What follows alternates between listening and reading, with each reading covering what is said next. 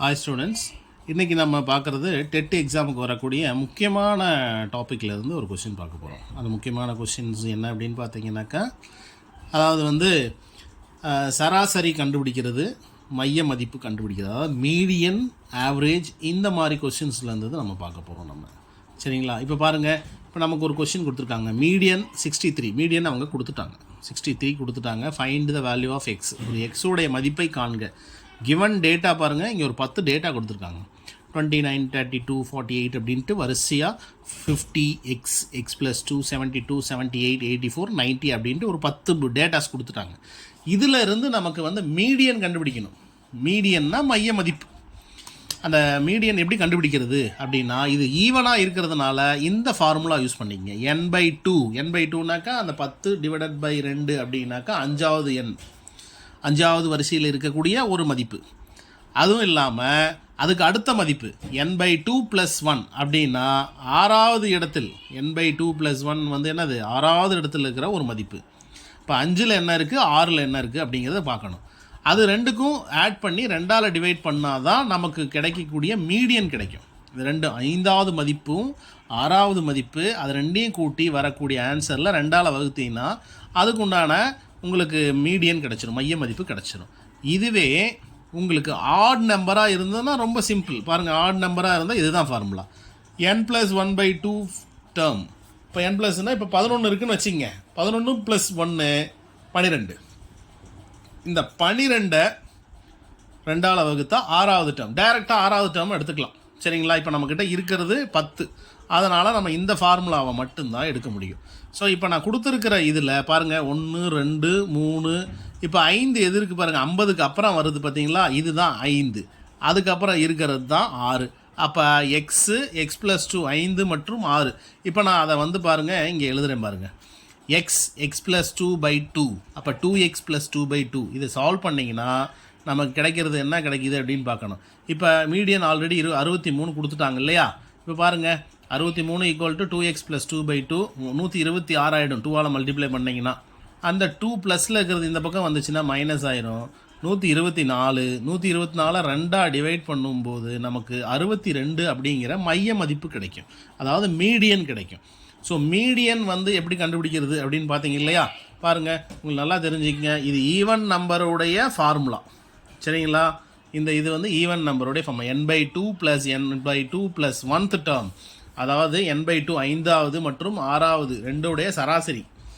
சரிங்களா? அதுவே ஆடாக இருந்துச்சுன்னா நேரடியாக இதை எடுத்துக்கலாம். ஸோ அப்போ இதில் கொடுத்துருக்கிற கொஸ்டினில் 5 மற்றும் 6வது டேர்ம் இதுதான். சரிங்களா? ஏன்னா ஆர்டராக தான் எழுதியிருக்கேன், அதனால் இந்த மாதிரி கொஷின்ஸ் கேட்டாங்க அப்படின்னாக்கா இதில் 2 கான்செப்ட் தான். ஒன்று ஈவன் வரும், இல்லைன்னா ஆடு வரும். ஈவன் வந்தால் மட்டும் நீங்கள் இந்த மெத்தட் யூஸ் பண்ணிக்கங்க. ஆடு வந்துச்சுனாக்கா ஆட் நம்பருக்கு நீங்கள் இந்த மெத்தட் தான் யூஸ் பண்ணணும். ஸோ ஃபைனலாக இது ரெண்டையும் கூட்டி 2ஆல் வகுக்கும்போது நமக்கு கிடைக்கிற ஆன்சர் 62 கிடச்சிரும். ஸோ இந்த மாடல் பொறுத்த வரைக்கும் இப்படி தான் கேட்பாங்க.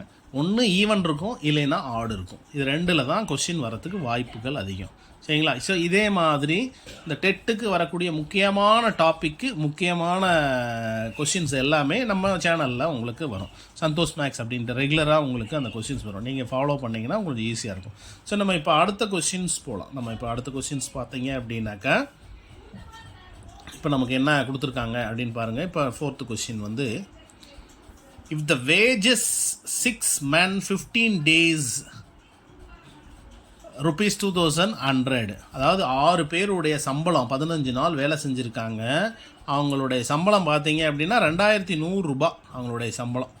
ஸோ நம்ம இங்கே என்ன பண்ண போகிறோம் அப்படின்னு பாருங்கள். இப்போ 6 பேர் 15 நாள் வேலை செஞ்சதுக்கு உண்டான சம்பளம் இது. சரிங்களா? இப்போ 6 பேர் சேர்ந்து வேலை செஞ்ச அமௌண்ட் இவ்வளோ. அப்போ அதில் ஒருத்தருடைய சம்பளம் என்னென்னா 6ஆல் வகுத்தீங்கன்னா ஒருத்தருடைய சம்பளம் கிடைக்கும். ஸோ 6 பேர் சேர்ந்து 15 நாள் வேலை செஞ்ச சம்பளத்தை ஒரு ஆளோட சம்பளம் என்ன வேணும்னா 6ஆல் வகுத்தீங்கன்னா, ஏன்னா 6 பேர்த்துக்கு பிரித்து கொடுக்கணும் இல்லையா? அப்போ 350 ரூபா ஆச்சு. இப்போ அந்த ஒரு ஆள் சம்பளம் 15 நாளைக்கு தான் 350 ரூபா.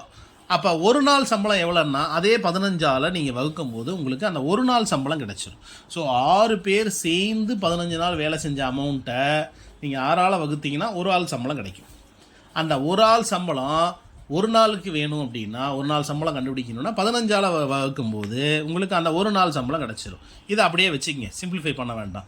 இப்போ என்ன பண்ணுறீங்கன்னா இந்த ஒரு நாள் சம்பளம் 9 பேர் வேலை செஞ்சால் என்னென்னா 9 ஆள் வகுக்கணும். இந்த ஒரு நாள் சம்பளத்தை 9 பேர் வேலை செஞ்சால் 9 ஆள் பெருக்கணும், மல்டிப்ளை. அதே 12 நாளைக்கு வேலை செஞ்சால் திரும்ப ஒரு 12 அளவு மல்டிப்ளை பண்ணணும். இப்போ புரியுதா பார்த்தீங்களா? ஒரு நாள் சம்பளத்தை எத்தனை பேர் வேலை செய்கிறாங்க, அது எத்தனை நாள் வேலை செய்கிறாங்க அப்படின்ட்டு இந்த மாதிரி மல்டிப்ளை பண்ணிங்கன்னா உங்களுக்கு 2520 ரூபா கிடைக்கும். 2520.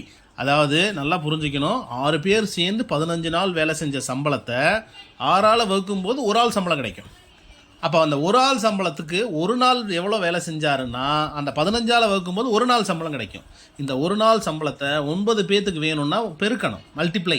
இப்போ மல்டிப்ளை பண்ணும்போது அந்த ஒரு நாள் சம்பளம் 9 பேர்த்துக்கு எவ்வளோ அப்படிங்கிறது கிடச்சிரும். அந்த 9 பேர் சேர்ந்து 12 நாள் வேலை செஞ்சால் தான் இந்த அமௌண்ட் 2520 ரூபாய் இந்த அமௌண்ட்டு கிடைக்கும். ஸோ இப்படி தான் நம்ம இந்த மாதிரி எத்தனை நாட்கள் வேலை செய்தால் எவ்வளோ அமௌண்ட்டு கிடைக்கும் அப்படிங்கிற இந்த ஒரு டெட்டில் வந்த கொஸ்டின் இது.